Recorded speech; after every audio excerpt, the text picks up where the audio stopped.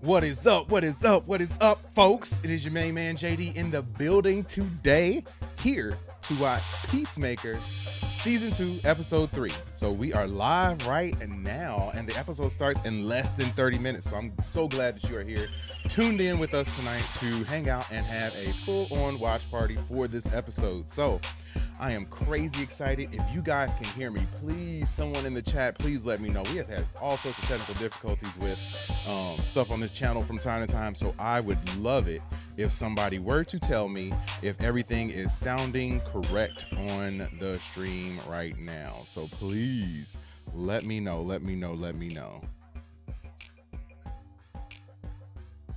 Because yeah, I just want to make sure this is working right. I made some changes and I got some things squared away, I think. So hopefully we won't have any problems with like dropping tonight or any of that stuff. So fingers crossed, eyes crossed, toes crossed, everything that I can cross is crossed right now, because I am hoping and praying that everything works out correctly tonight. So yeah, but tonight we're going to be watching Peacemaker Season 2, Episode 4. After last week's episode, it left us on sort of a little bit of a cliffhanger. It looks like they are going to go and attack Eagly, I guess, to pay back his attack on them. So yeah, and it looks like Chris is showing up, and he is just now getting I guess out of the alternate reality that he was in, and he is heading to his home, and in that situation he's going to run into the people who are trying to take out Eagly. So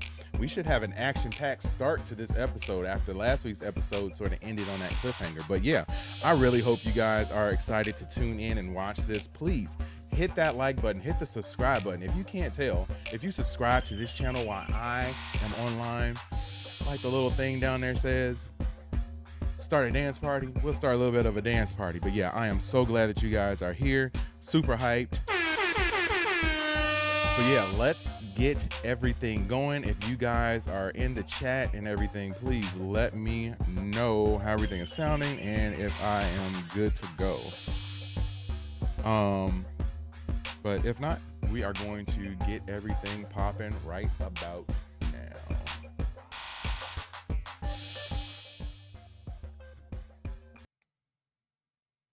And I had this set up, but obviously it's not now. Boom. Okay. So there we go. We're going to get started watching this recap from the good folks over at New Rockstars. And they recap the episode, so we're going to watch that as a little bit of a warm-up for our episode tonight. Episode 3 opens 3 years earlier as we get confirmation that Amelia Harcourt's ex-boyfriend is none other than Rick Flag Jr., Joel Kinnaman, returning after... Yeah, that one with Rick Flag Jr. definitely threw me off. Like, I was not expecting to see him alive.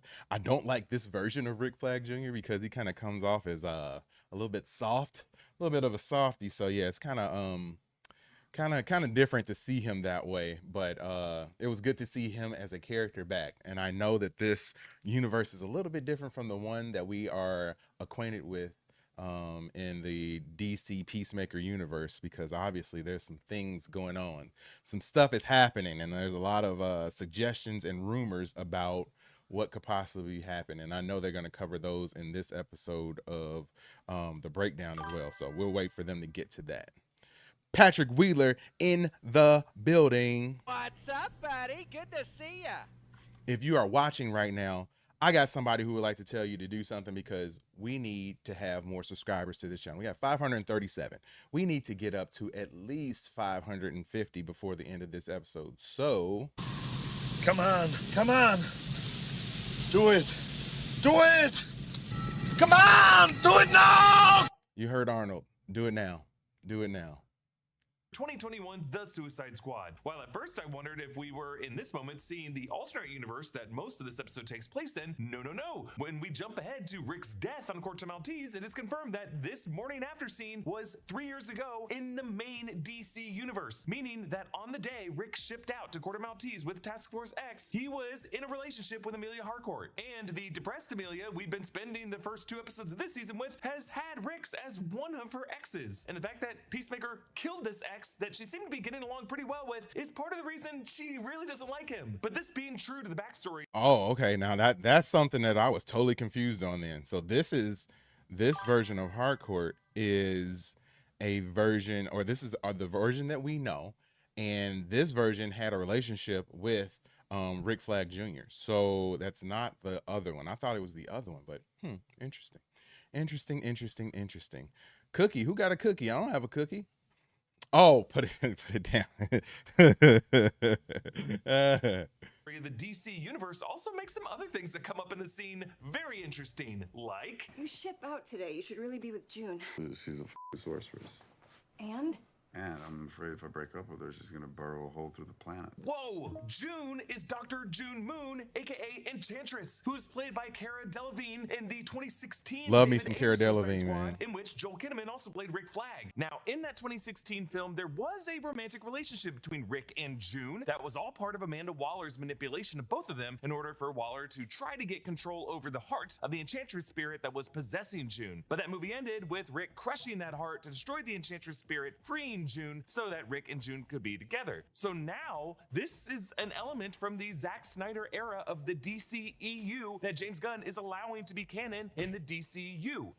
Yeah, allowing it to be canon, but it also is a little bit different because I had assumed that she had passed away in that version, and even though she had passed away or they had crushed the heart, so she wasn't going to be Enchantress anymore. But the way he just made it seem was that she could still turn into Enchantress. So that's a little different. I wonder what's going on with that. Will it be Cara Delevingne who plays June Moon in the DC universe going forward? Will we ever see her? We'll see. Here's what James Gunn has said about this in the official After Show podcast. You mention a girlfriend who could blow a hole in the earth. That's the Enchantress who he ends up with in the original David Ayer's original Suicide Squad. So to make matters worse, because one of the big things we talk about in the show is what's canon, because between season 1 of Peacemaker and season 2 of Peacemaker, there is a big shift from the DCEU to the DCU. So most things are canon, but some things are not. Obviously, one thing that's canon is that Peacemaker killed Rick Flag Jr. in Corto Maltese, and you are Rick Flag Jr. But just a reminder that while this is all a bit confusing, James Gunn has clarified that when it comes to retroactively deciding what is canon and what isn't, if it is referenced in Peacemaker Season 2 going forward or any other DCU title going forward, that history is officially DCU canon.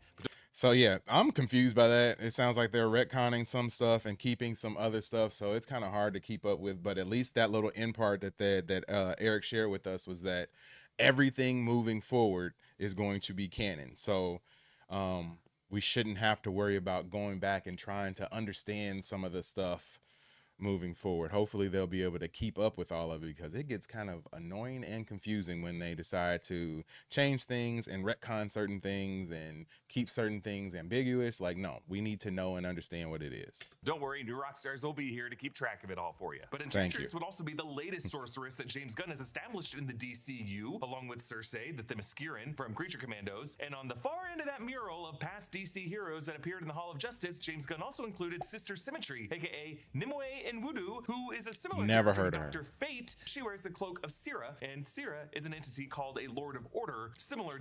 As I've said many times, like, I'm not the DC like buff like I am the MCU and Marvel comic buff. So a lot of the DC stuff, like, I'm learning as we go. I would say that I'm pretty well versed in it because I watch videos about everything that has to do with comic book movies, TV shows, actual comic books, everything. So like, I'm learning more, but I'm not like, I'm kind of an encyclopedia when it comes to Marvel stuff, not so much with the DCU stuff. Patrick says, just hope Disney doesn't get their hands on DC. Yeah, I hope not either, man. We need them to be separate in order to keep the rivalry available and ongoing, and also to bring competition to both of them. Now, if Sony was to fold and bring Spider-Man back to the MCU, I'd be okay with that. But as far as DC goes, we need this competition because I feel like it's going to bring out the best in both companies. And who wins in those situations? The fans like us. To Nabu for Dr. Fate. Many of us thought that Dr. Fate, whom we saw played by Pierce Brosnan in Black Adam, the best part of that movie, if you ask me, might have also appeared on that mural, but he was not actually there. Still, there could be, and probably will at some point be, a new Dr. Fate in the DCU. And also, all of this happening 3 years ago is another bit of timeline context. It means that Amanda Waller's Task Force X deployment to Corto Maltese to cover up Operation Starfish happened. Then Chris recovered in the hospital until Peacemaker Season 1 kicked off, a season that ended with Leota exposing the corruption of her mother, Amanda Waller. Pat says Vertigo, DC, Black Label over DC Comics. Yeah. I barely even know what you're talking about, but I do know that there is a difference, and I won't say that I'm super well versed in the difference between the two, but I do know that there is a difference, and I need to get my DC knowledge up, period. Peacemaker Season 2. We also learned that Rick Flag Jr. in the DC Universe continuity had it bad for Amelia Harcourt and was even willing to incur Enchantress's wrath to burrow a hole through the planet, which suggests that Rick in this alternate universe has the same kind of love for her. We see on the nightstand is a bottle of wine and two I mean, we can kind of just pause it on this screen right here for a little bit. glasses, so it wasn't a sloppy hookup. It was like a truly classy romantic night between the two of them. Now, the brief shots of Corto Maltese from the 2021 The Suicide Squad film show Rick Flag on the beach reacting to the explosions, but you'll notice these shots are careful to not include any other members of Task Force X that James Gunn would be bound to explain as part of the new DC universe. Now, perhaps the biggest DC news from this week is that James Gunn announced that a follow-up film to Superman is coming July 9th, 2027, titled... Kind of excited about that too. Kind of excited about that. And Patrick got my joke. Yes, sir. Yes, sir. Normally Katie's here when I make jokes and stuff like that, so like she'll shoot me an evil look, but she's not here today. She's at work, so you know, when the cat's away, the mouse will play, right? But yeah, Man of Tomorrow, I'm excited about that, especially because it's going to feature a little bit, and I did some research on this. It's going to feature a team up between Lex and Superman, and I think they're going to be teaming up to go against Brainiac from what it seems, and they've had some like concept art leak. So yeah, I think they're going to team up against Brainiac, and we will see how that goes. I'm excited for it. I'll be there to watch it. I'll probably be there opening night for sure. But I am excited to see where they go from here. I want to see the evolution of Superman. I really want to see that. I don't want to see the same Superman that we saw in this last movie be this version of Superman going forward. I hope we get something a little bit different. Man of Tomorrow. James Gunn said that this will not be Superman 2, and it will not be Superman Man of Tomorrow, but rather just Man of Tomorrow. He announced this with some new art from Jim Lee, who's the head of DC Comics, showing Superman and Lex Luthor wearing his green and purple Lex Spot armor. We also saw similar art shared by David Cornsweet on his social media. Social media responses indicated that Isabella Merced Hawkgirl and Aaron Pierre John Stewart Green Lantern could also appear in this movie, and other reports are suggesting that in addition to Nicholas Hoult as Lex Luthor, Rachel Brosnahan, Lois Lane will return to the film, and Jason Momoa as Lobo from Supergirl. The fact that James Gunn announced this right now suggests to me that future episodes of Peacemaker might even set this up, and James Gunn might have just wanted to get ahead of anyone who gets press screeners. I was going to say that too, because James Gunn has already said that the end of this season, as far as Peacemaker is concerned, is going to feature a bunch of big cameos. So I'm kind of excited to see where they go from here, like who's going to actually show up. And the MCU, they tend to have characters show up in other series, but not like major characters. So like it would be super sick if they had like Superman or Supergirl or Lex like actually show up in Peacemaker too. Like that would be awesome. That would be awesome. So I'm kind of hoping for something like that. To those 3 episodes who would spill the beans. James Gunn even confirmed that the final 3 episodes of this season of Peacemaker will directly set up Man of Tomorrow. I actually interviewed Judo Master actor Na Lee. The full interview is over on the Break Room channel. Judo Master, the actor who plays Judo Master, cracks me up, man. He's awesome. Final 3 episodes. In season 1, we got all of the scripts at one time, and then in season 2, they sort of trickled it in, and then especially with the back 3 episodes, we would get scripts where whole scenes would be redacted. Oh, wow. So, you know, it's a need to know only basis. Interesting. So even on set, like if you know those people are in certain redacted scenes, like you talk to them, they are nothing. You know, that's how secretive. So Dang, it's crazy that they're that secretive about it. But Patrick says Green Lantern, there used to be a movie about me, but we don't talk about it. Yeah, we kind of just that never really happened. Even though that movie was not that bad. I will go to my grave saying that that movie was not that bad. It wasn't good, but it was not as bad as everybody makes it seem. And the suit wasn't that bad. Like, it's kind of cool when you look back on it. They could have done some things maybe now to make it look a little bit more realistic, but yeah, back then they did the best that they could, and I don't think it was that bad. Now the plot of the movie, a little sketchy. revisiting this one crazy shot in the opening dance number that I'm still trying to figure out how they got two Jennifer Hollands in the same shot without cutting it. One commenter pointed out that when we cut to Cena and Holland holding each other's faces in wide before they slide back away from each other, that Jennifer Holland in that shot might actually be a body double wearing a very convincing Jennifer Holland mask, and it's just sold really well because her downstage arm is outstretched, which along with her hair blocks a lot of her face. Also, some people on TikTok. And then too, she faded away at the end. So like, what are they talking about? That's crazy. That's crazy. Hunter Iggy says, watch stuff with us. What is your thoughts on Sean O'Rourke posted on his YouTube channel saying that one Universal, when they bought Warner Brothers Digital to fire James Gunn and David Zaslav. You know what? I don't know. I don't think that they've gotten this far into it to sort of let James Gunn go at this point. I know that rumor has it that Warner Brothers is going to be bought out by Paramount. I think that's what I've been seeing. So yeah, I don't really think that they're going to take a chance with switching things over at this point, but yeah, that'd be kind of shaky, man. Like you've already invested this amount of money into it, this amount of money into James Gunn as well. So it'd be kind of bad, I would think, to completely change the vision after you've gotten people to re-buy into the whole DCU thing. So yeah, I hope they don't go that direction. Saying YouTube channel that Universal when they bought fire James. Yeah, I don't think that that's gonna happen. I like James Gunn. I like his ability to tell team stories and group stories and his building of the group dynamic. I enjoy that about him. Some of his humor and stuff I don't always like. He's a little bit crass at times, kind of hits you over the head with stuff. I think it works in something like Peacemaker because that's what you expect. But some of the comedy beats in Superman wasn't feeling them. It was a little too goofy for me at times. But I can look past some of that because I think that his storytelling is great and the way he brings groups together is great. Patrick says because they want to make more money and be safe. Yeah, I think that they do want to make money, of course, and be more safe.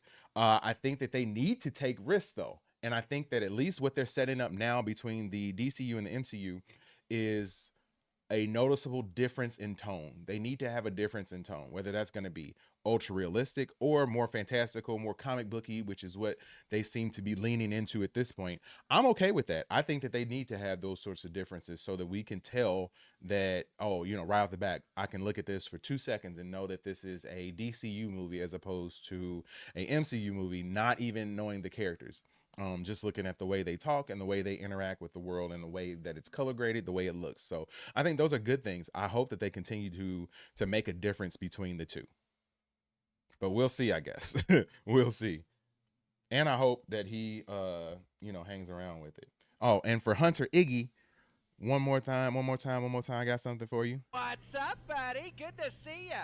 And I know this isn't your first time, so yeah, you get a what's up, buddy. Don't forget that James Gunn says all media will have different tone, and if they fire James Gunn and David Zaslav, bring back Zack Snyder, it will be dark and gritty. Yeah, you know what? I like the Snyder stuff, and I enjoyed it. I like that tone of it, but I think that's why I like the MCU a little bit better. Like the MCU is kind of in between James Gunn's DCU and Zack Snyder's DC universe, whatever it was called. It was like the DCU and the DCEU. That's what his was, extended universe. So yeah, it was like I think Marvel stuff is like a mix in between there.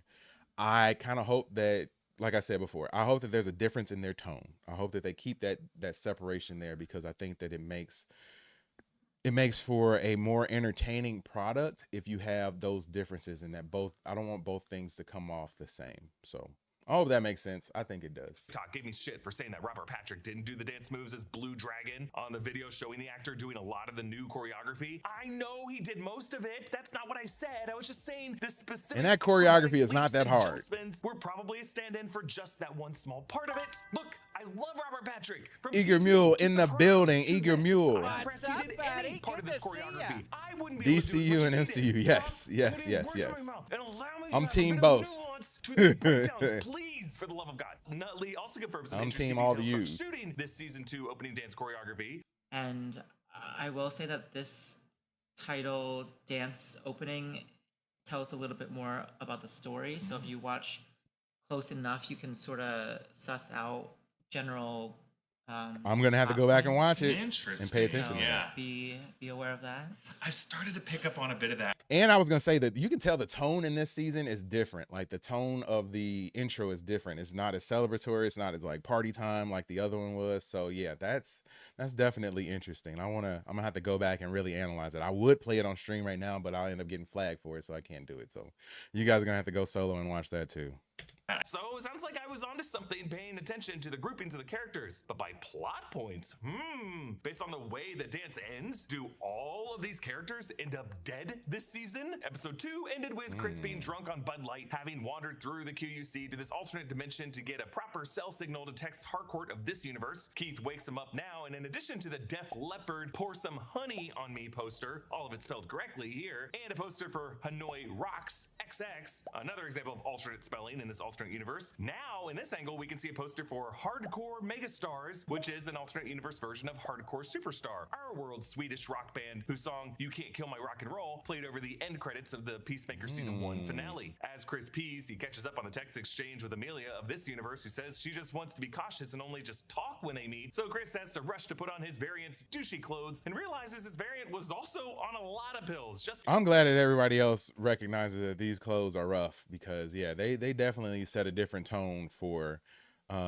this version of Chris, because man, yeah, these clothes are not it. They are not it. Justifying Keith's worrying, Keith confirms to Chris that the Kardashians do not exist in this universe, which I'm hoping also means that O.J. Simpson never killed Nicole Brown and Ron Goldman, because it was that trial where O.J.'s dream team included personal friend and attorney Robert Kardashian that I think was the nexus event in our history that made the Kardashian family a household name. Well, that plus... They are reaching for content if they're even talking about this and referring to this. Like, yo, they could have just left that whole part out. Like, why are you even bringing that up? Like, I rarely disagree with the stuff that we end up watching and reviewing, but like, why did you even bring that part up? Like, nobody needs Kardashian history on this show and this recap right now. You know, Ray J. After quizzing his brother Keith, Chris finds his variant Peace Cycle, a Harley Davidson with some digging the heavy Peace artillery Cycle mounted on the front and some heavy bass speakers on the back. As he drives through the town, we see the license plate is what we saw a close-up photo of in episode 2 on alternate Chris's phone. Too dope. Chris gets adoration from all the townspeople. Peacemaker! Peacemaker, I love you! Love you too, little man. Peacemaker, I love you! Peacemaker! That's a bit much. Now, one thing to pay very close attention to in this seemingly best dimension ever, the background extras. They're like 99% white. I think the only non-white extra I saw was the hot dog vendor. Now, I know some of you are going to be like, whoa, dude, why inject politics into this? But that's not what I'm doing here. If you watch shows in 2025 as closely as I do, there is just something odd about this, whatever your personal politics may be. Because nowadays, all major Hollywood productions have just made big efforts to try to diversify the backgrounds of their worlds, to at least try to reflect the racial diversity rates of America. And I know the America of the fictional DCU is not the exact America of our real world, but it is still some version of America with the good and the bad of our America, evidenced by Augie's history as the White Dragon. And James Gunn has been part of this diversification effort, and I'm not here saying he and Hollywood as a whole are currently doing the best job at this, but we can say that the world of Metropolis and Superman certainly reflected a good amount of diversity when it came to the regular citizens on the streets of Metropolis. James Gunn has done this in Peacemaker too, like giving episode 2's funniest joke to this day player. You got a good view there, Beaker? Beaker? Who's... He's a Muppet. Do I look like him? A little.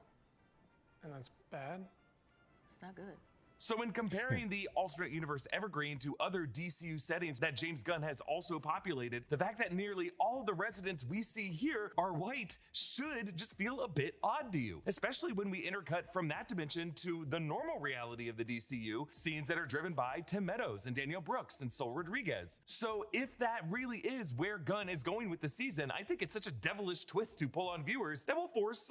Okay, one thing, we only got like 2 minutes before the show comes on HBO Max, but yeah, I don't like this like plot point. Like, I just don't like, I get it, like I feel like they could have done something different. Like, I didn't like that whole plot point of the first season and having the dad who's a separatist leader. Like, it's just, I mean, I get a little fatigued from it, and this is coming from a person of color. So like, I get a little bit fatigued when all that stuff starts happening. And I feel like for this to be like the second season that we're getting this as a big part of the story, like, yo, like, what are we gonna get next season? Like, I really, can we just tell a different story? Can we just tell a different story, please? I don't want anything focusing on race or anything like that. So I'm really hoping that next season we get something. I respect James Gunn for going this route and for doing this, if this is what's happening. But I just wish that we could focus on some other things and we can choose a different beat to tell a story on. And I think that there are other beats available. So I'm hoping that they choose those over this. But yeah, and if it's not actually that, like, it's crazy if it's not actually that, because people are going to be like, well, what the heck was going on then? Because there was definitely a difference between both of them. So yeah, it'll be interesting to see how that ends up going. But yeah, it looks like it is 8 o'clock now. I am going to check and see if the episode is up. Patrick said they should have made it brighter and more set like in the other reality. Yeah, I think so too. I kind of wish they did. Like I said, I wish it was just a different story point. Wish it was a different story beat. All right, the episode is not up yet. I'm going to refresh one time and see if it shows up since we're past 8. We will continue to wait for the episode to upload online on HBO Max, and then as soon as it's up, we will start watching it. We cannot stream it online. We can't play the audio or anything like that, but you can watch it yourself and like sync up your sound with ours. And watch the episode that way. So I hope that you do so and you can hang out with us while we do it that way. Let me refresh again, see if it's up. Nope, not yet. Still not up. Yeah, I want to see what the title of this episode is. So I don't know what it is yet. But yeah, all my regulars, man, I appreciate you guys for hanging out with us as you guys always do. Please hit that like button while you're over here. I see how many people we got watching now. We should have at least a few more likes. So I would love it if you guys hit that like button, since you guys are my crew. You guys are my people. So if you guys won't represent for the channel, who will? So yes, please hit that like button, because it helps, and it helps us get this channel out to more and more people. So yeah, I'm going to refresh again and see the episode is up yet. Still not. Still not. It is 8:01. Here we go, man. Here we go. HBO Max, always late. Maybe they roll it out across different regions at one time. But yeah, I don't know if that's what they do or not. I just heard something go out, so I hope that's not one of my sound or my stream going out. But we shall see. Nope, episode's still not up yet. Huh. Come on. What you got? You guys got a snack, man? I've been snacking a lot on stream as of late. Today I'm rolling with Haribo gummies, man. The special Target mix. Only because they got the pineapple ones in there. The pineapple ones are the best. Those are my favorite. Always been my favorite.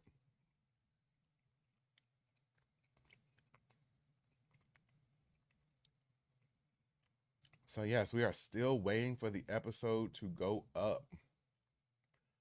What is the problem, man? I need to speed this up. Oh, it is up now. The episode is entitled Need I Say Door. All right, 39 minutes long. Another shorter episode. And I was a little bit nervous about that last time, that the episode was a little bit shorter. But it turned out to be a banger of an episode. So I'm expecting a banger of an episode this go around too.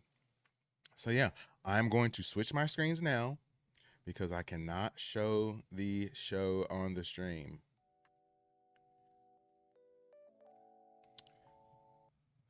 So boom. All right, as you can see, I got a timer on the screen. I will start this timer in a second. If there are any recaps or anything like that, I will skip over the recaps and the intro. Like if they have the intro song or any of that. Well, actually, no, I won't skip over the song this time. If they have the intro, like a recap or anything like that, since we just kind of watched the recap, I will skip over that. But after that, I will let it ride and let it play. So let me go ahead and mute the sound for that. And I will ask you guys to sync up with me. So I am starting the episode in 5, 4, 3, 2, 1. Let's go.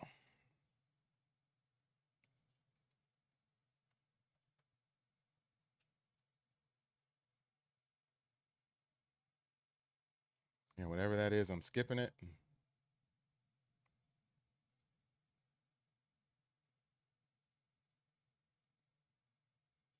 Episode is now starting.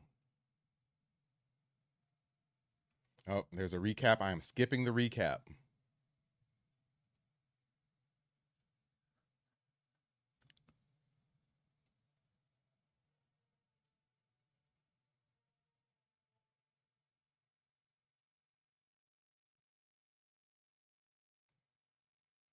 And looks like the episode's starting with a Chris and his brother recap. Yeah, and his dad too. 35 years ago, man. Okay.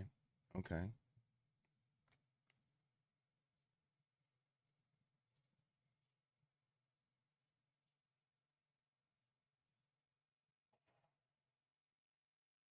Out hunting somewhere. His dad and that hair, man, looks crazy. I wonder which version of the universe this is. Is this our Chris's version or the other Chris's version? And since we dealing with all this, like, oh, it's got to be the other version. Wow. Oh my gosh. Shot an alien? What is that thing? Oh. Mm.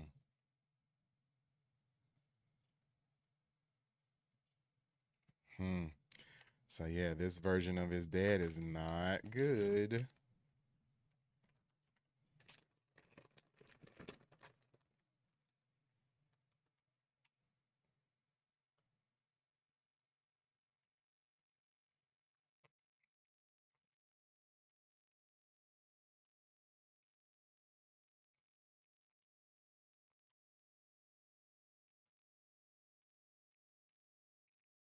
What is that thing? KRMB, what is going on? What is going on? Says looks like trailer park, but might be the same event in both timelines. Yeah, could be. Could be. Could be. And since we got KRMB in the building, I got something for you. What's up, buddy? Good to see ya. Yes, sir. Good to see you. Good to see you. Good to see you. If you haven't already, please subscribe to the channel, man. Subscribe to the channel. We do this every week for this show.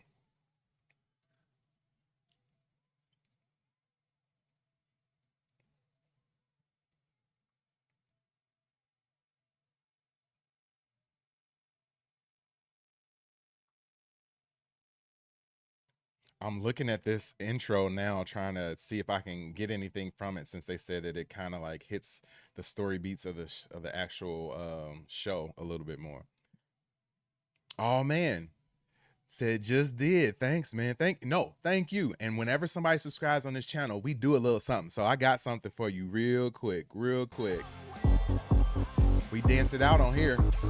538, 538, 538, 538, 538. See, I bet you didn't think that you were gonna get a dance, but you totally did. Totally did. Thank you so much for subscribing to the channel. And whenever we get a subscriber to the channel, we also want to let you know I don't have friends. I got family. we got family. And thank you and welcome to the family.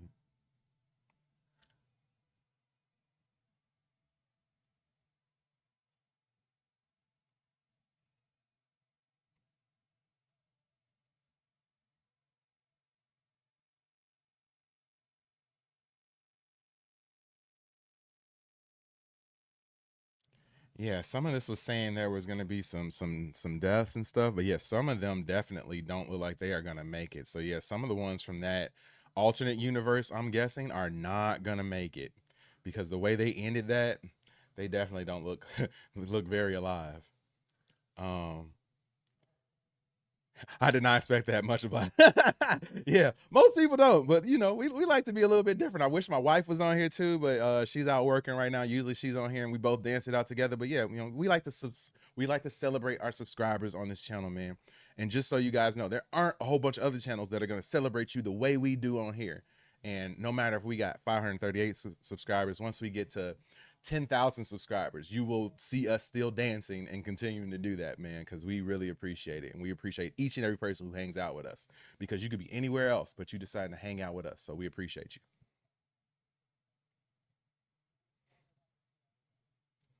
Judo Master is one of my favorite characters on here, man. Just his attitude. And the Flaming Hots, I feel him on the Flaming Hots.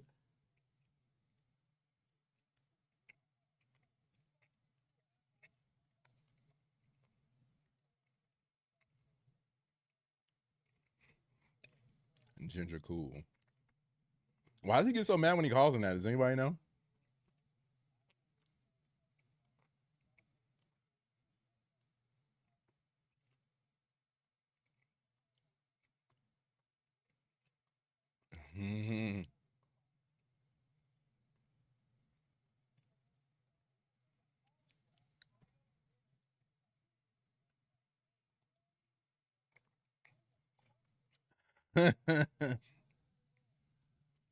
Oh, you from Illinois? We from Illinois. Yes, yes, yes. Represent.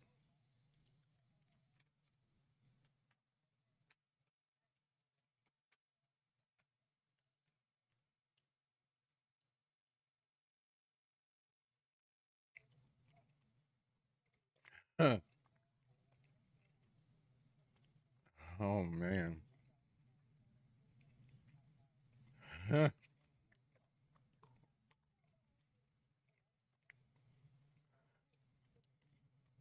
Huh.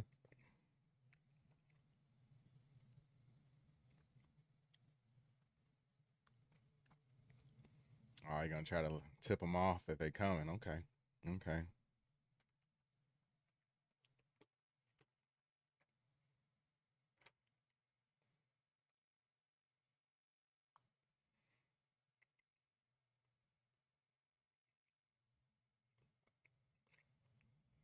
Yeah, those are bullet holes, man.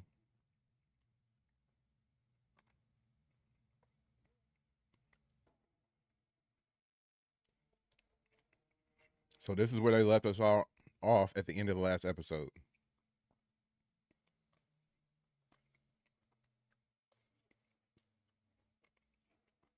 Huh. Eagly, what happened? Well,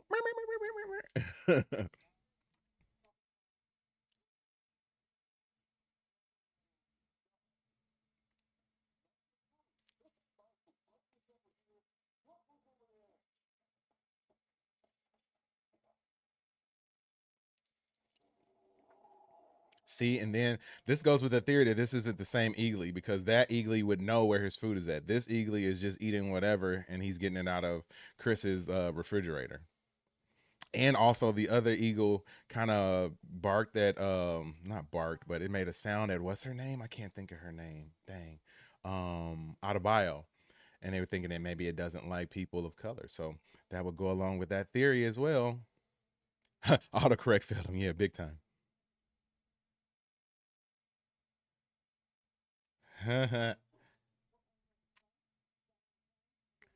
It looks like you are like slightly ahead of me, KRMB. Like you should pause it for like 10 seconds so you can get like right synced up with me. Or not. It's okay. You know, I don't want to control exactly what you're doing.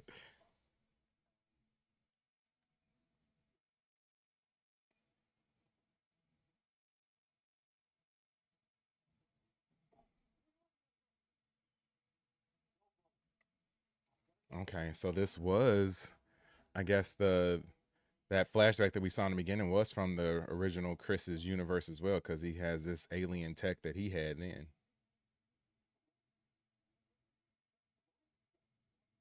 Bologna. Nothing like a good bologna sandwich sometime, man. I'm just hungry. My bad.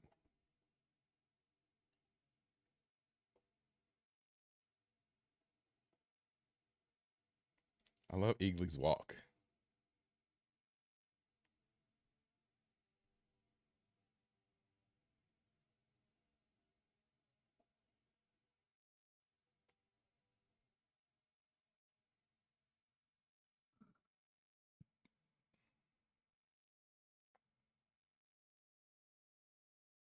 Oh, he gonna eat it. He gonna taste it. Yep. Yep. Knew it. Knew it. Is my time from the recap? No, my time is like right when the episode actually started. I skipped past the recap and there was a little preview of some other show that they showed beforehand too. So I skipped past that. Right now, what I'm looking at right now at this second is Judo Master flipping through the forest.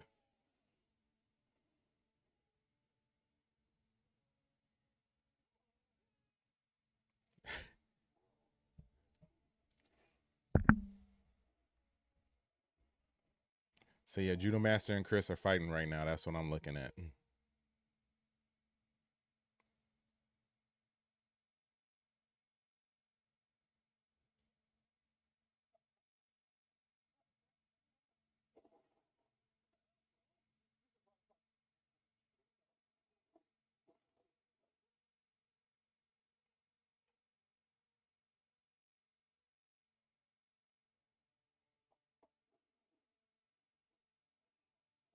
Judo Master over here getting it.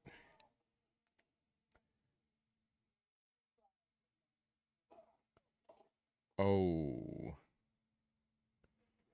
Oh. Pushed him a little bit too hard into the exact right spot, I guess.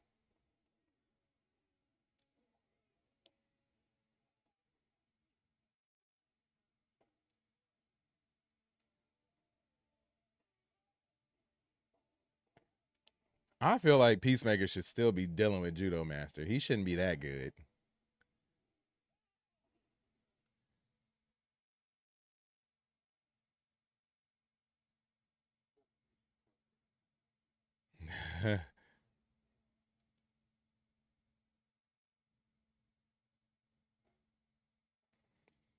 So does this thing, that thing that he has, it looks like a metal alien purse, is that what opens up a door, I'm guessing?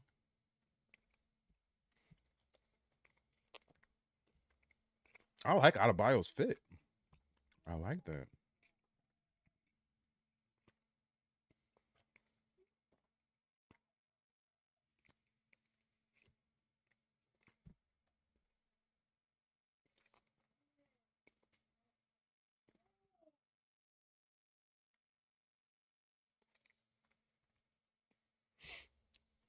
If you are tuning in right now, I am JD and I am watching Peacemaker Season 2, Episode 4. We are about 12 minutes, almost 13 minutes into the episode. If you would like to hang out with us and watch the episode together.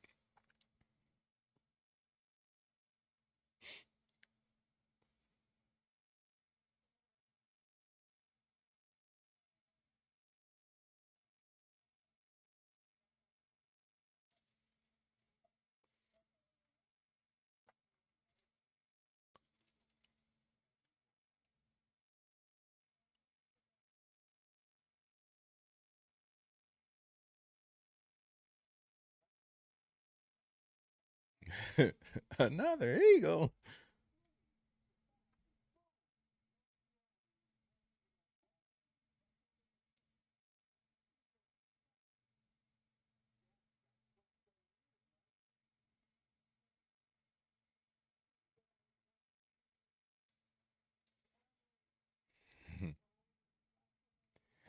The primal eagle.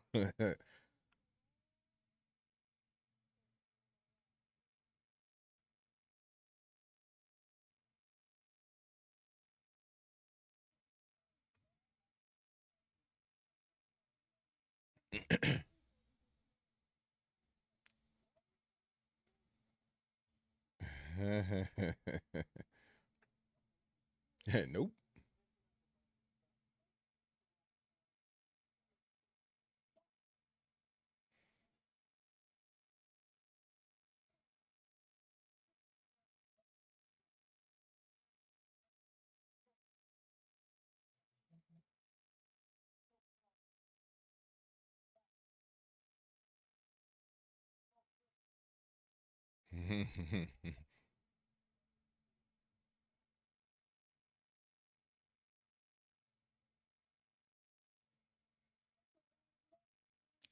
It's third eye, huh?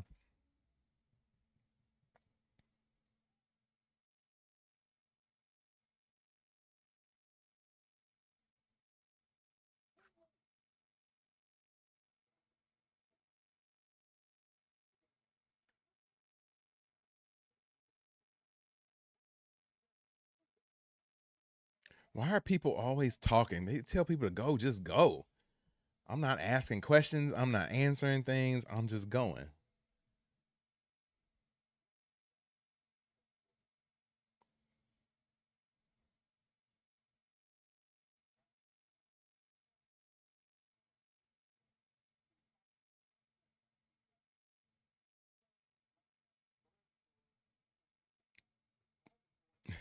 Kung Fu Bulbasaur.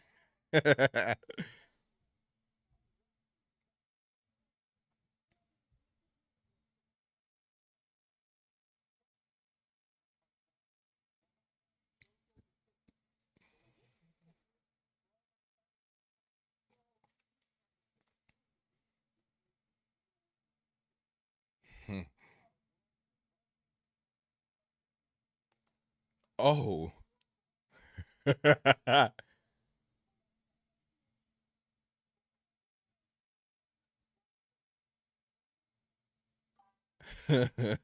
know. Economos is hilarious, man.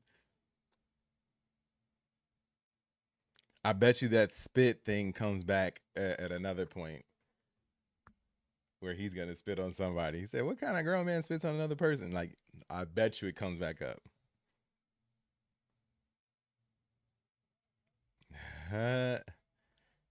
And the fact that his name is Flurry, not like Fury as in Nick Fury. That's funny to me too. I don't know if anybody else got that or maybe I'm reaching, but that's what I took from that.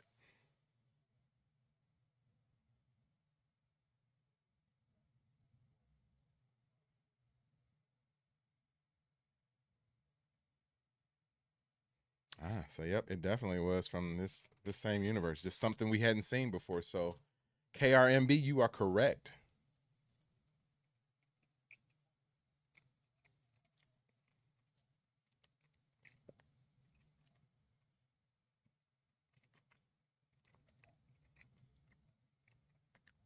Econo goat.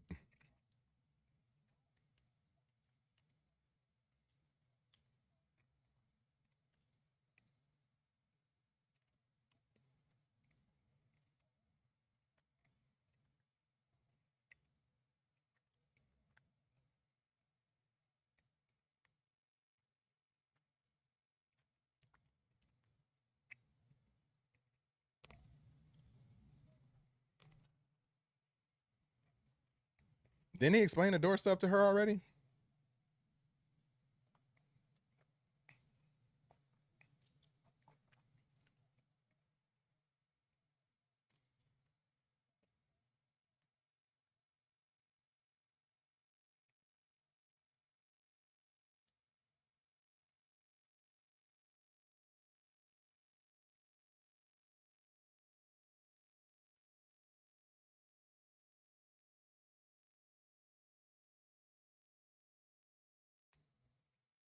I'm glad he finally telling somebody about this. He should have been telling somebody about this a long time ago.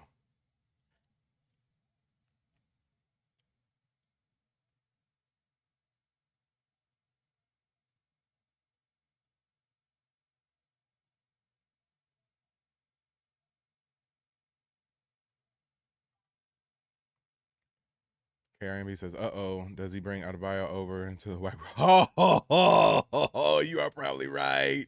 Oh, dude, that'd be crazy. That'd be crazy. Oh, see, now I'm hoping for it now. Oh, man, and that's probably how he's gonna figure it out. You know what? You're on to something. I think you're on to something. Good theory. Have you seen this already? No.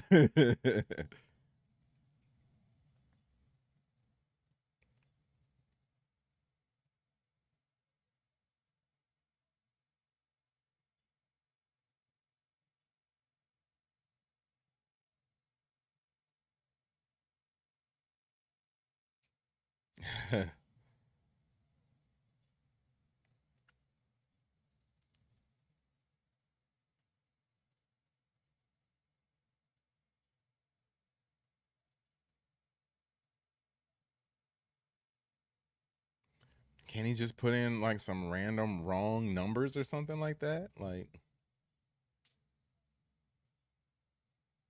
just start putting in wrong numbers. It's not going to open.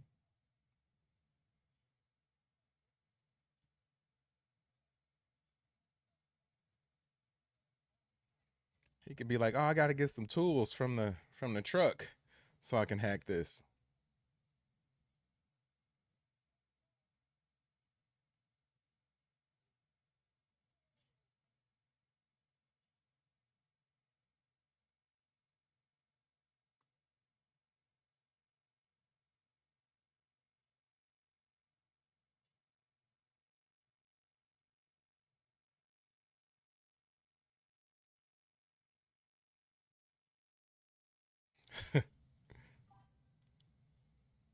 Use one of those lights that shows fingerprints. Yeah, right? You think that they would do that and just be done.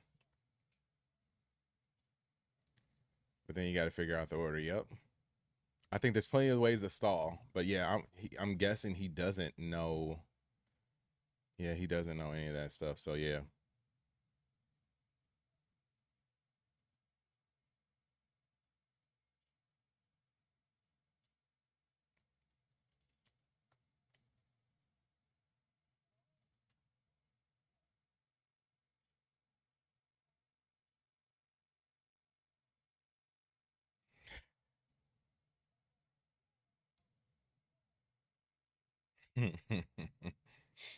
If there's a cat stuck in a drawer, you got to check.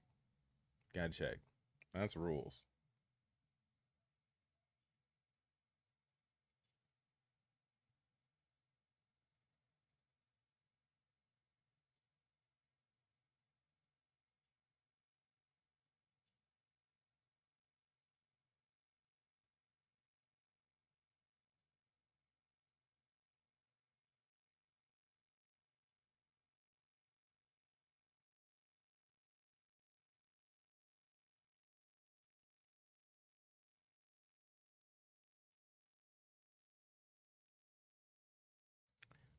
They do like George. Yeah, they do. They do. I got a cat too. I don't know where he's at right now. We usually don't let him hang out too much, like all over the place, because he does too much. Like, he's kind of crazy.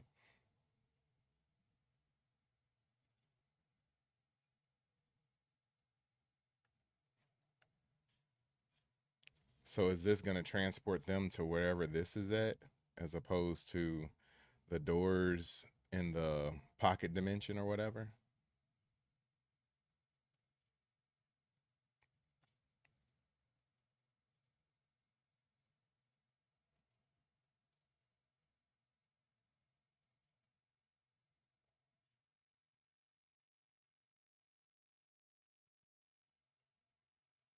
Dang.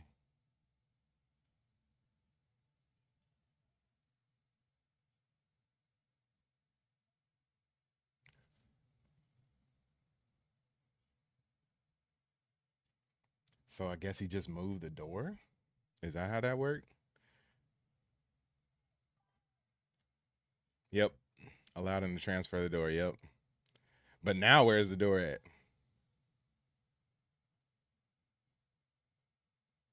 Oh, it's probably made this door the door now.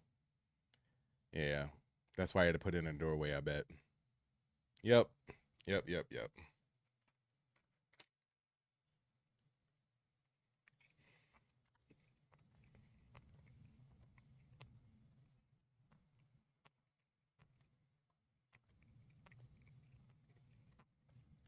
This episode has gone fast, man. We're already almost 25 minutes into it.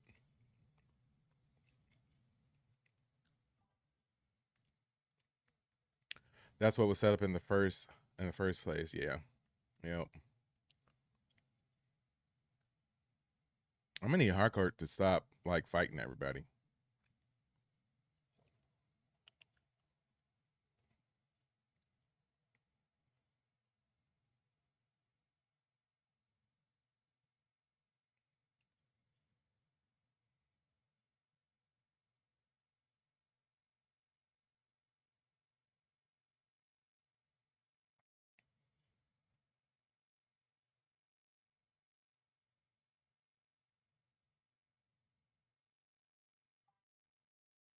Toxic masculinity. Yeah.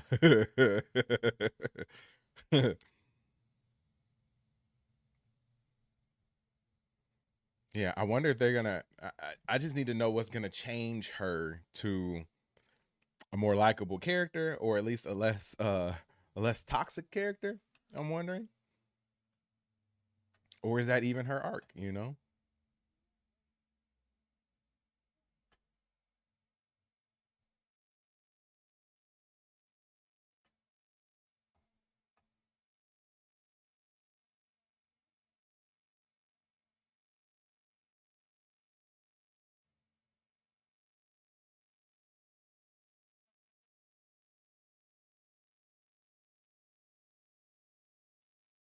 Hmm.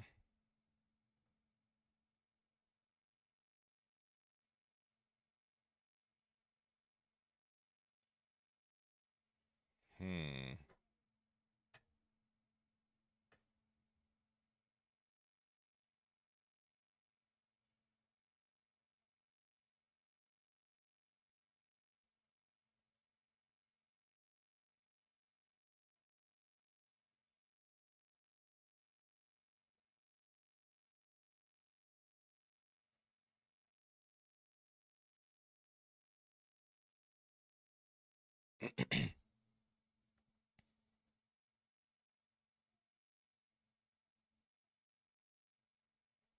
Yeah. What is this all about?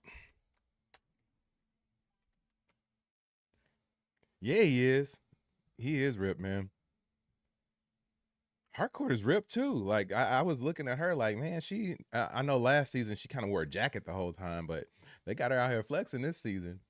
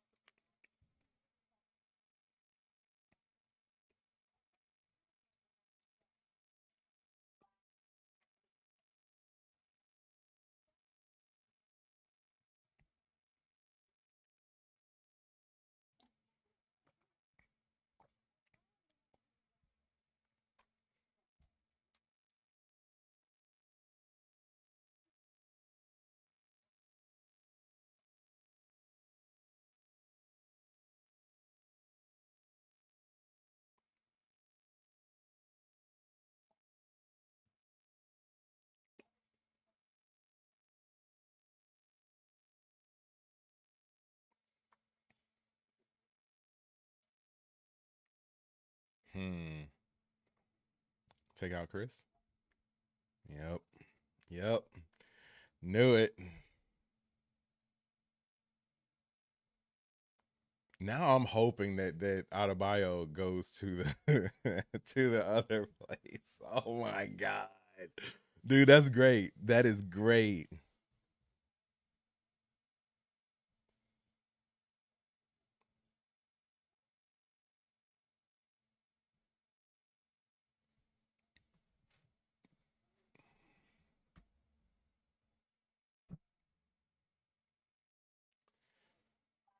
Can we go to the weird alien dimension instead of Disney? Yeah, I know. They have to bring back something with that alien too, man. He was great. They showed too much of him in the first like episode for them to not like bring that back at all.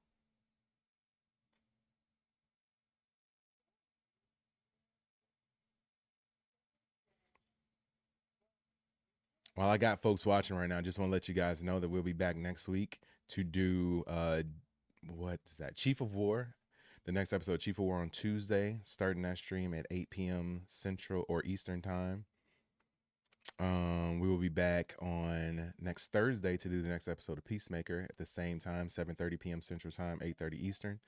And also we will be doing next Wednesday the season premiere of Gen V season 2, 3 episodes worth of a watch party. So we will be on probably around like 5 p.m. Central time for that. Super excited. So if you like those shows, please come back and hang out with us.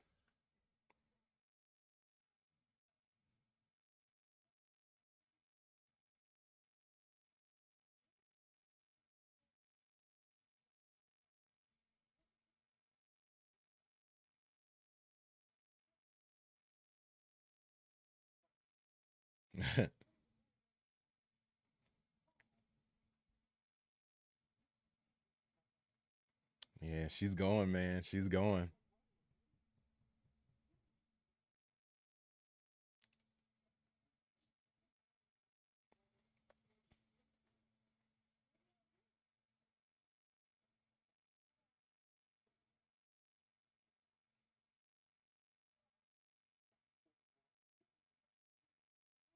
Mm-hmm.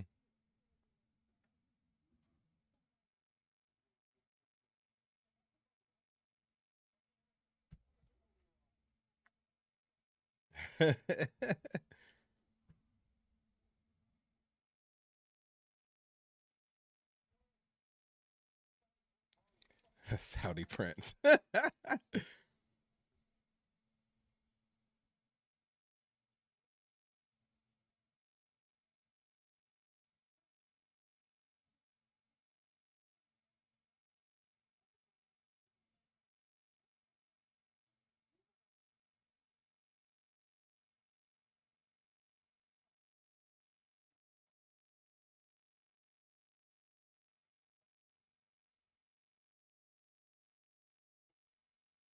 Hmm.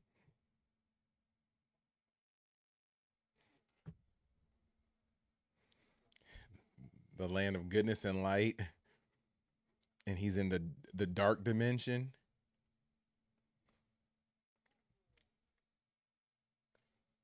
I'm waiting for him to say, "Come with me."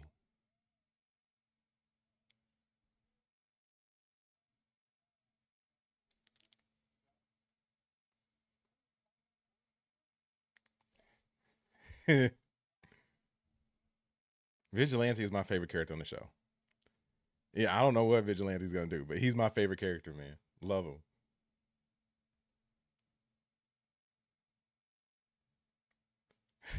Just look at him.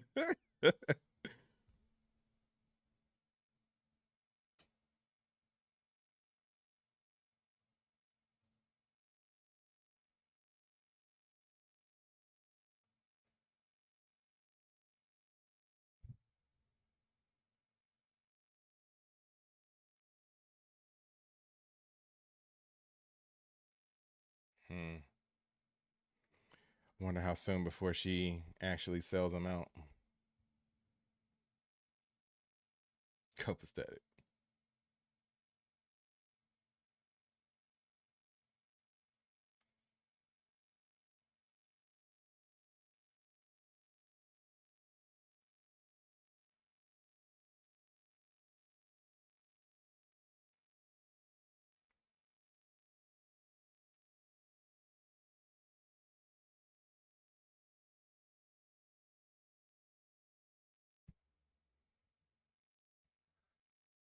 Hmm.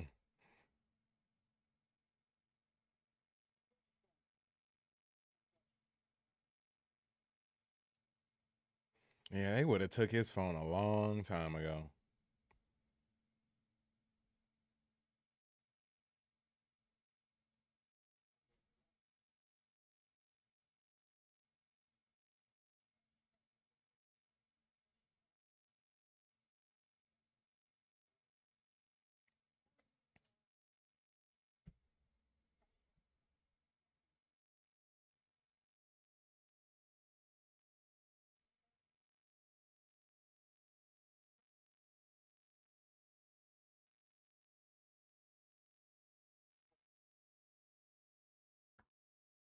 Hmm.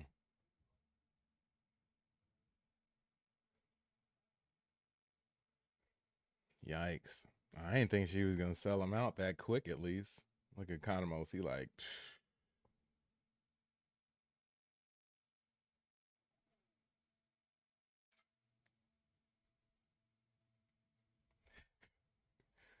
what's Eagle Hunter about to do, man? Oh wow. Okay, this is what he's about to do.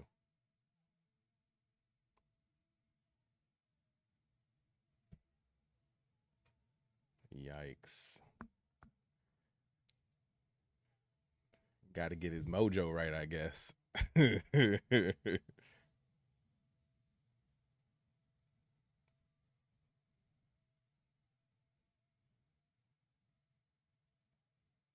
yes, his third eye, right? What's he putting in there? Oh, just getting some of the. Ugh. That's kind of gross.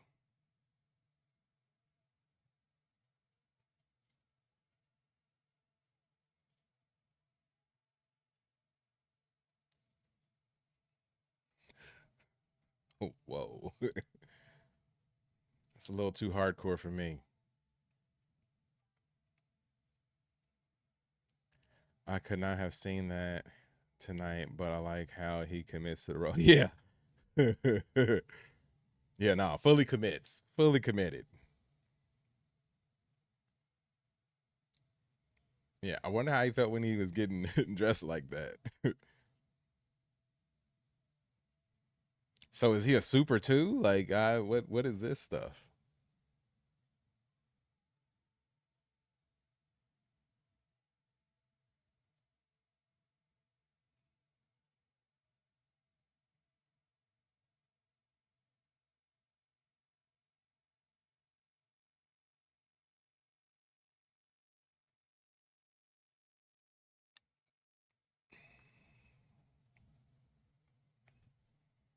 Hmm. So now he knows where Eagly is at. Judo master.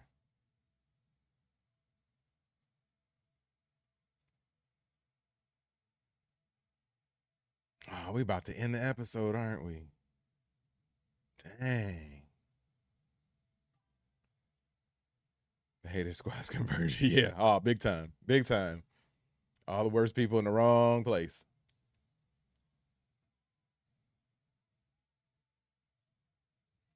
Dang, man. Ending the episode. Wow. That's crazy. Like they've had 2 straight episodes where they've ended on like a cliffhanger almost, man. This is crazy. This is crazy. Good episode though. Good episode. Just like the last one was a good one too. Man. All right. So what did everybody think? What did everybody think? If I had to give it a rating, I give this one a solid 3.5. 3.5. Yeah, 3.5 out of 5. I think that's my classic rating for almost everything. This is slightly better than average. I mean, I think there wasn't quite enough action, but I mean, you can't. This one set up plot, still a great episode. Set up plot. I don't like that it's another cliffhanger that they left us with. So yeah, it'll be interesting to see how this goes moving forward. Let me see if I can find another recap.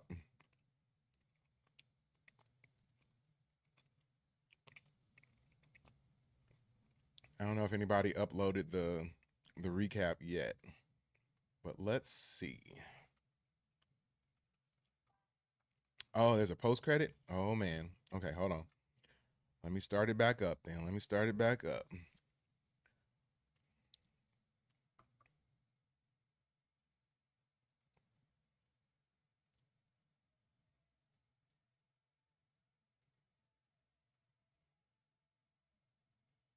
Oh yeah, there's post credit. Okay, hold on. All right, I'm almost there. Good looking, KR. Good looking out. Good looking out.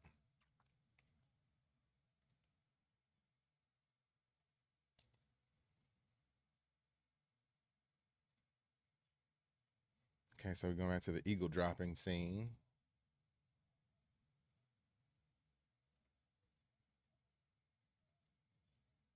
Ah,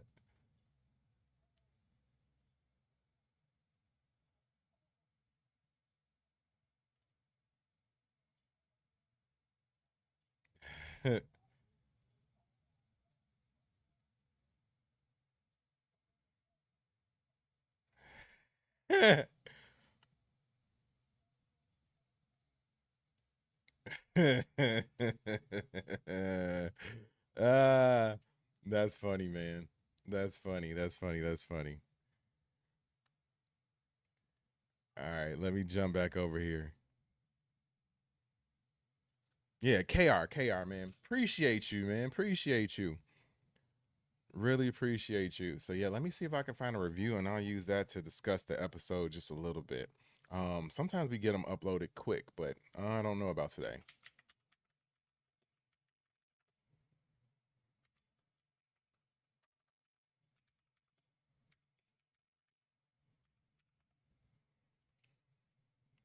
Yes. We got one up. I don't know any of these channels though. New Rockstars doesn't have theirs up yet. I'll give them another 2 minutes and see if somebody can upload their episode recap. Cause yeah, I got a feeling I might have to use one of these if they're not uploaded in time. I might have to use this one. But we'll see. We'll see. We'll see. We'll see. But yeah. KR, what did you think of the episode? Let me know what you thought.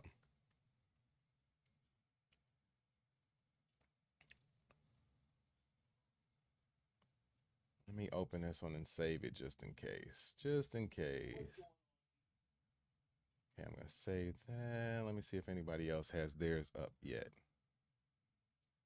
Oh, my man Steve Varley got his up. All right, we going with Steve. Sorry for that, Mr. Movie Files, whoever you are. But my man Steve Farley is this is one of my favorite channels. I love this dude. Like, great recaps. Started watching him when we used to watch The Handmaid's Tale. He would always come on like right after the episode was over with and do like recaps. So yeah, we'll definitely watch his and use that as a little bit of a jumping off point for our discussion moving forward. Let me get this off of mute so everybody else can hear.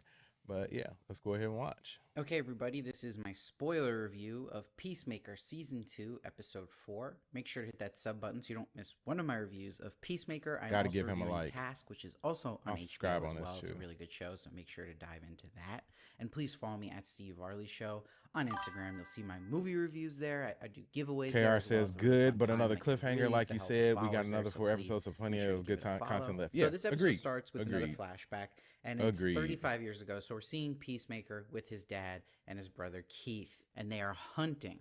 This is where we see his dad shot an alien creature in the head, but what's important is there's a little device there that's going to be important in this episode, and it's also the door to this portal that the dad always used. Yeah, the purse and thing. Character-wise, we see how he was physically abusive to Keith. I wish we got maybe one more flashback in this episode of this group. It felt kind of odd. It was just like a second. We see no repercussions of him killing this alien. They get the device. It's there to show you how he found it, but that's it. So it's a little weird that they do some of these flashbacks where we get like a little tidbit but nothing else. I don't know if I'm a big fan of that because it kind of gets your head set there for the episode and then disappears. Now, in the main timeline, we get to where there was this big cliffhanger where everybody's coming to Peacemaker's house. On the way, I love that Economos rats out Flurry to Bordeaux about making faces about her on the phone. I thought that was really funny. And you see how Peacemaker is slowly trying to figure out what happened when he was gone, how there's bullet holes in his ceiling, and he really has no idea that Eagly took care of his house and protected it and took down Argus. But Economos is able to get Peacemaker a text just in time to get out of the house. Economos is then paired with Eagle Hunter in finding Peacemaker and the Eagle.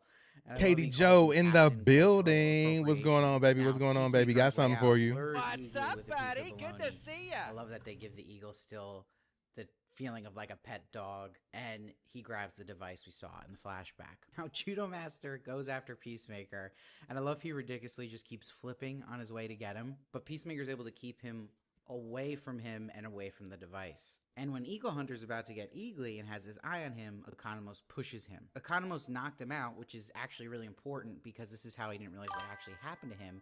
And Miss you the too. Commonwealth Miss is you able too. to convince Eagle Hunter KR that says, I would another not want to eagle be Judo pushed him, Master's but call. Eagle Hunter's I know, somehow all to them connect flaming the hots, dots that man. this must It's so mean funny. I always that laugh this because eagle is when I another was younger eagle and that in other high eagles are working school, under him. all we Meanwhile, we ate, get a like glimpse pretty of much what's every up day with was like a Leota. bag of flaming She's hots with putting like her nacho security cheese sauce on it. counseling So maybe that explains advertisement why in this I Good look the Soldier way I am magazine. right now, you know, a She's little all pleasantly excited, plump. but the payoff But here later on is yeah, no, that that was Peacemaker wild. Hunter His agrees colon this ain't feeling right. magazine's a I'm scam, sure. even I'm advertising sure. it. But Peacemaker pings his location to Leota. He lets her in on what he found, this better world, and it has his dad in it that loves him, and his brother Keith is alive, that they're heroes together, the top trio. I saw this big theory online, everyone saying, and I really think it's probably accurate, that this other world is this world where it's racist and it's run by Nazis because people point out there was no black people, not even in the extras, and that you see that the dad, we know what he's like, that this dad is very successful in this world. And I feel like they're setting up that Leota's going to be the one to go with Peacemaker next time he goes into this world, and that she's going to be the one who notices this right away. He Now, subscribes they to get the the KR shot. theory. I love the little line at the front here. Leota says, "There's spiders everywhere." Adrian would love this, but I wish when Adrian showed up later, they actually had a punchline to it where Yeah. Adrian Ooh, spiders. acknowledges the spiders, but they didn't, which I thought Yeah, was he weird. should have. Now, Peacemaker is using this device to move the door away from his house. Where the episode struggled for me a lot was having Economos. Yeah, you stalling probably and should the go, door gets Katie. Dragged. It's very tropey. Love you. I'll see you It's soon. very annoying now at this point how much Economos has gotten away with, how stupid these Argus agents have been. Yes, they keep bringing up he's talented and that's valuable for them, but to the point where it's like, how valuable? Because he's obviously not trustworthy at this point. All the signs he's given them. So that part of it's kind of getting old and stale, not really working for me. I mean, this guy is clearly screwing your operation. And Peacemaker's able to move the door in time. Now, Rick Flag learns the operation fails. So I'm happy we see Rick Flag again. I feel like it's been due we see him again and get this going. So because he sees the operation fails, he wants to see Harcourt, who is still brawling at these bars. Now you see he's constantly reminding her to call him Rick. It's like she's trying to keep a barrier of any kind of way that she's close to the Flags because of what happened to Rick Flag Jr. There's still probably guilt there about even being friends with Peacemaker. Now, Rick Flag will Yeah, she's got a lot of baggage, man. She got a lot of baggage that she need to work through somehow, some way. But you see that she brings up how Peacemaker was just following orders from Waller. But he's like, well, I've defied her orders before when she went too far. So this is going to mess with Harcourt's head if that was a justification she had for understanding what Peacemaker did. Because remember, we learned in the flashback she was sleeping with Rick Flag Jr. and they were very close. Now, Rick Flag Sr. will tell her she's been black booked. Waller did it on her way out the door. I mean, that writing's a little wonky too, because it's like she's fired, she's been exposed to be corrupt, but before she goes, they're going to take orders from Waller to who she wants to get rid of, which I thought was ridiculous. Yeah, But no, you I see agree with that. That don't really Harcourt make too can't much be sense. hired by any intelligence agencies, and that he says she needed someone to blame for her daughter's actions in Leota outing her. So Harcourt is broke here, she's jobless, so the deal Flag offers her is, you bring us Peacemaker, I can get you in good graces with the U.S. government again. So this is an interesting turn of events, and it's good to see some involvement here in making Harcourt's story and Rick Flag's story more interesting and get Rick Flag more involved. I think it's going to really help, because right now the antagonists have just been kind of silly and just falling into everything Economist is doing and fooling them. So it's good to have someone who's a little smarter on the case here. Says And going even back right to your away, you high see school he tells them dietary to take habits, that man is in phone. his Meanwhile, 30s with at Peacemaker in least. the other, Peacemaker also reveals Yeah, to man. her that I'm he killed actually his other about self to in some turn dimension. She's 44, like, man. what the About to heck? turn And he brings up that 44. his So yeah, other self was in I'm a relationship with definitely Harcourt, but she makes a point you that know, what if it's not a another child dimension? of What if the it's a world that late messes with 90s your in mind high school. and So gives you yeah, it whatever was you wanted, but none of it's we real? definitely So, weren't on the like I best talked about in my nutrition previous review, that it's filmed best like it's like a nutrition dream set. state Or for him, and everything's we perfect for we him. definitely So weren't this could following be the another theory, nutrition too, standards that they maybe it have isn't today a for racist sure. world, and that it's actually just this world that he's being influenced by Crazy though, I some was in like villain peak physical to make him condition. It's see crazy. what he likes, or some villain Now I created eat this that, door it's in like, this oh, I'm dimension. gonna be in the Now, bathroom he for 2 tells days. Leota he wants to go back there. His brother's there. He owes Amelia Harcourt an explanation about exploring a relationship possibly. And then the best line, he's like talking about how bad the style is of the other Peacemaker. He's like, look what I'm wearing. It looks like a Saudi prince vomited his dining room all over me. That was great. But Leota's like, this is where God put you. You belong here. So I guess God is officially canon in the DC. Yeah, I thought that reference was a little bit odd too. He thinks he's in the wrong dimension. This is the dark one. He's like, why is this other Peacemaker get this light dimension where everything goes right? His brother's alive, his father loves him, and he's a hero. But Leota's like, it just doesn't feel right. Almost like it's too good to be true. Now I love when Adrian comes in though, and he's like, Peacemaker. He goes, oh hey Ad. So it's so funny that he's always so excited that like it's just him and Peacemaker. Like he's the best friend, but then he's like, oh okay, like someone else is here before him. Now Peacemaker texts Harcourt that they need to meet. You see the conflict on her face. Yeah, Vigilante is my favorite. Right now we're seeing she sells him out to Rick and is luring him into a trap. But there's definitely something here we're not seeing with Harcourt. I don't think she's doing this totally. I think there's something they're not showing us off screen. Now, meanwhile, Eagle Hunter's doing a ritual, and seeing Michael Rooker do this is really funny. He's able to fly, though, and track Eagly to the shack. So he does have some powers here. Yeah, Michael Rooker is great in this, man. Now we see great Hero in Master's this. still alive. He gets up, and Peacemaker's about to walk into this trap set by Rick Flag. What's really annoying about this ending is it feels like the exact same cliffhanger of last week. It's Peacemaker running into a trap, and something's about to happen with the antagonist. So it feels very circular. So it feels like we just ended where we began. Frustrating. So overall, this is, again, a drop down in quality for me these last two episodes. These last two episodes of Peacemaker have been my least favorite of the show in general. So I hope episode 5 really gets things going and picks us up and gets the group together. Something that just feels better of a dynamic and getting you more engaged. So overall, I'm going to give this episode a 6.9. I thought some of the humor was good, but like I said, rating from him. Economos stalling wasn't great, and everything going on with Peacemaker and Leota is okay, but it just feels like right now we're in a loop and it's dragging its feet a bit. So not. Yeah, I don't know if I would give it a rating of that low. I think it was a little bit above average. Yes. Yeah, a little bit above average. I definitely want to see more. I'm hoping that they're building us up into a bigger sort of finale as we get closer and closer to the end. But speaking of getting closer to the end, we are at the end of this episode of Watch Stuff With Us, man. I just want to say big shout out to KRMB for hanging out tonight. I got something for you.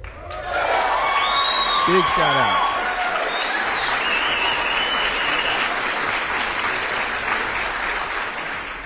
Big shout out. Much appreciated. Appreciate all your comments, all your commentary, predicting things that happened in the show before they happen. So yeah, you are welcome back here anytime.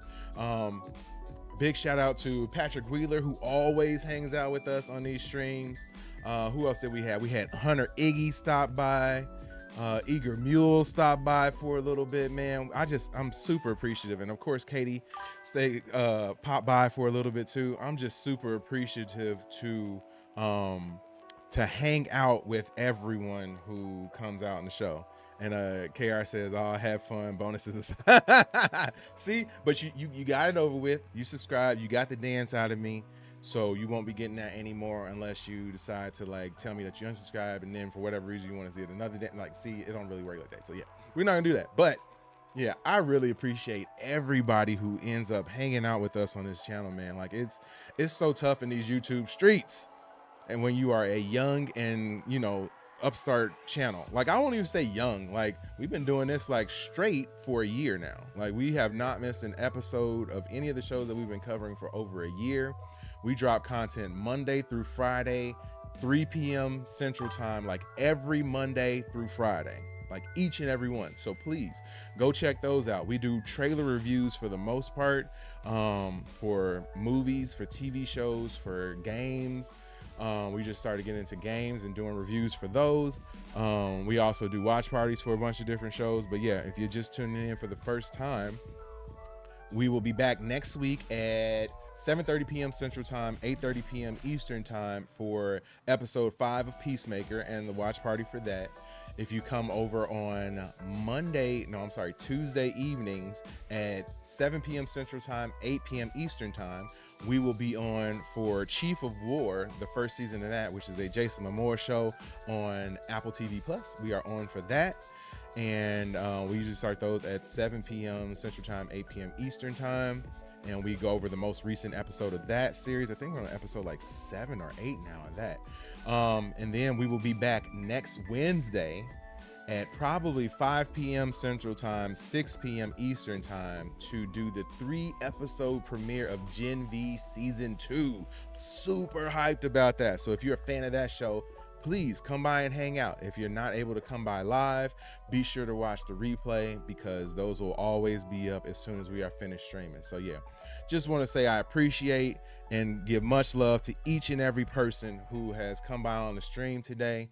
I ask you always to don't be a stranger. If you like the show, please hit that like button, hit the subscribe button, drop a comment below, and hit that notification bell so that you can be notified each and every time we go live in 2025. So we will see you when we see you. And yeah, KR's yeah, Gen V2. Yeah, I know, man. Chief of War is great. See, you like all the same shows we like. I'm expecting to see you there next time. That's a demand. That is a demand, gosh darn it. This is a PG-13 channel, so I do not curse. But oh man, it looks like we got another subscriber. I was just about to end, but since we got another subscriber, I guess gotta dance it out, gotta dance it out, gotta dance it out, gotta dance it out.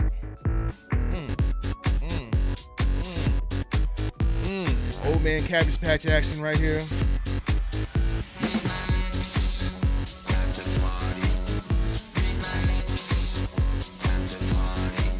539, 539, 539, 539, 539. Much love to whoever you are that is our 539th subscriber. If you want to jump in the chat real quick and say what's up, I would appreciate it if you did that. If not, I just want you to know I don't have friends. I got family.